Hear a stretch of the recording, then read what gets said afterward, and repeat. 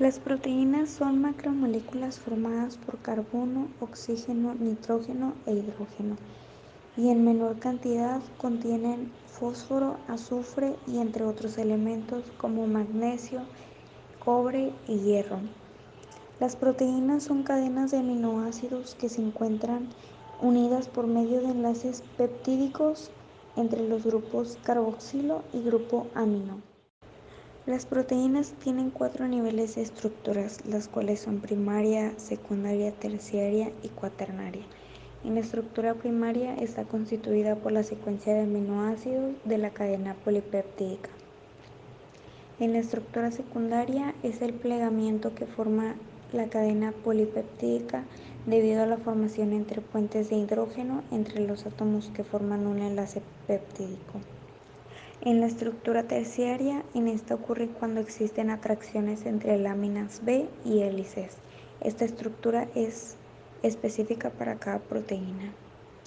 Y en la estructura cuaternaria, aquí implica la interacción de más de una cadena polipeptídica. Su estructura molecular consiste en segmentos denominados exones e intrones, siendo los exones los que llevan el mensaje para la formación de la proteína. Esta molécula se asocia a proteínas llamadas histonas y se encuentra muy enrollada y compactada para formar el cromosoma. La estructura de un gen está constituida por una secuencia de nucleótidos que componen varios elementos funcionales, de los cuales generalmente solo una parte constituye la región que codificará una proteína. Un gen no es una estructura que se vea, sino que se define a nivel funcional. Es una secuencia que va a empezar en algún lugar del ADN y va a terminar en otro. Las partes que constituyen un gen son secuencia reguladora, potenciador, promotor, guión no traducida 5, codón de comienzo, codón de paro, secuencia terminador, exón e intrón. Continuaremos con la estructura de la célula. La célula eucariota es la célula más compleja, grande y además la más evolucionada. Existen dos tipos de estas células, la vegetal y la animal. La célula eucariota está formada por los siguientes organelos, de los cuales la membrana celular, el núcleo y el citoplasma son sus partes principales. Membrana plasmática.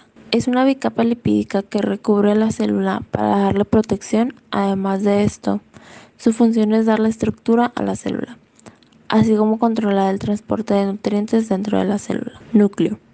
Se encuentra en el centro de la célula, contiene información hereditaria y dirige la síntesis de los componentes proteicos. Retrículo endoplasmático. Es una red de membranas dentro de la célula en forma de saco aplastado. Existen dos tipos. Rugoso, que se encarga de la síntesis de proteínas de membrana y de exportación. Liso, se encarga de la síntesis de lípidos y de procesos para la eliminación de las moléculas. Aparato de Golgi. Está formado por vesículas membranosas relativamente grandes y aplanadas. Participa en el empaquetamiento y distribución de los productos celulares hacia compartimentos internos y externos. Ribosomas.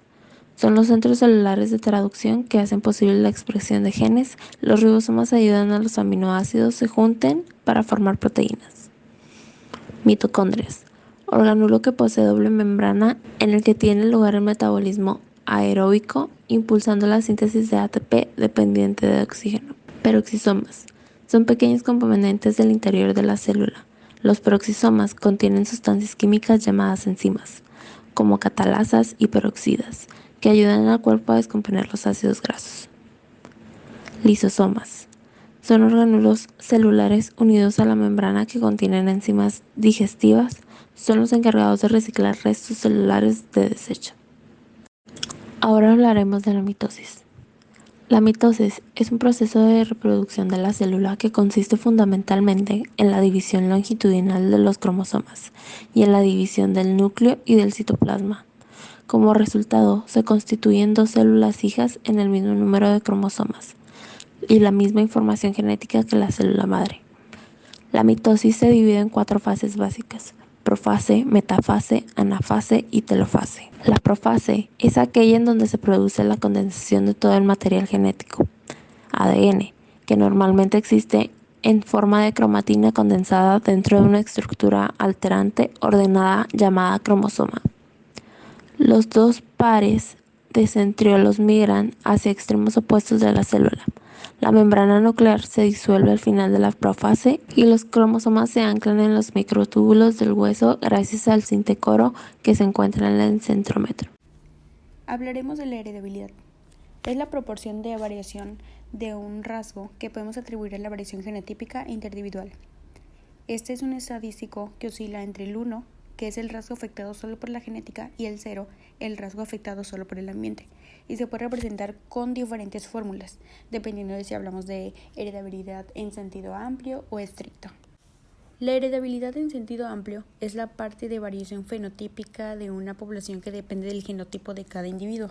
Se formula del siguiente modo, siendo VG la variación de los factores genéticos y VP la variación de los factores fenotípicos.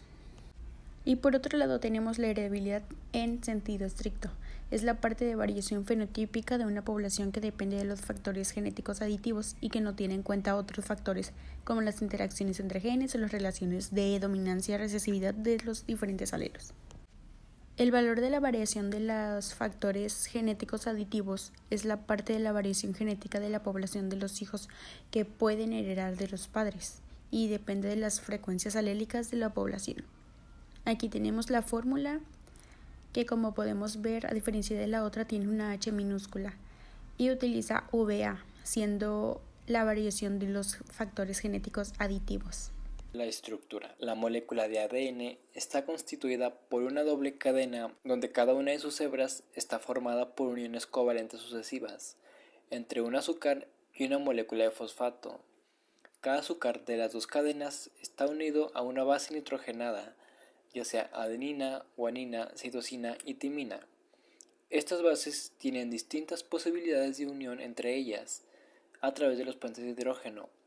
Así, la adenina y la timina tienen 2 puentes de hidrógeno, mientras que la guanina y la citosina son 3. El número de puentes de hidrógeno establece una complementariedad específica entre las bases que determinan sus uniones. Sin embargo, en la molécula del ARN, la timina es sustituida por el uracilo. Es la función. Cuando el ADN ha de trasladar el mensaje necesario para que en el citoplasma se forme una proteína, las dos cadenas del ADN se separan en la zona que codifica el tipo y orden de los aminoácidos de esa proteína. Ese mensaje va codificado en una de las dos cadenas, y ese mensaje se va a transcribir al ARN mensajero, que lo va a trasladar al citoplasma para formar la proteína que codifica ese gen. Y por último, el análisis. El análisis de micromatrices del ADN, también conocido como análisis de genes, genoma, es una herramienta que se usa para determinar la expresión genética. Las moléculas de ARN mensajero unen o hibridan específicamente a una plantilla de ADN, por lo general un gen entero o parte del cual se originó. Vías de señalización celular. Existen diversas vías que permiten que las células puedan comunicarse intercambiando información para realizar diversas funciones en el organismo.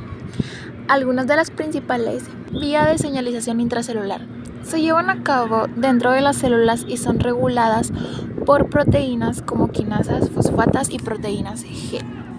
Vías de señalización hormonal. Ocurren a través de la liberación de hormonas por parte de las glándulas y su unión a receptores específicos en las células diana. Vías de señalización por citoquinas. Implican la interacción de proteínas de señalización entre las células para regular la respuesta inmune. Vías de señalización por neurotransmisores. Ocurren en la comunicación entre las neuronas a través de la liberación de neurotransmisores. Vías de señalización por factores de crecimiento. Permiten el control de crecimiento y diferencia celular a través de la interacción de proteínas en la superficie celular. Y por último, la vía de señalización por esteroides. Involucran la interacción de hormonas esteroides con receptores nucleares para afectar la expresión genética de la célula.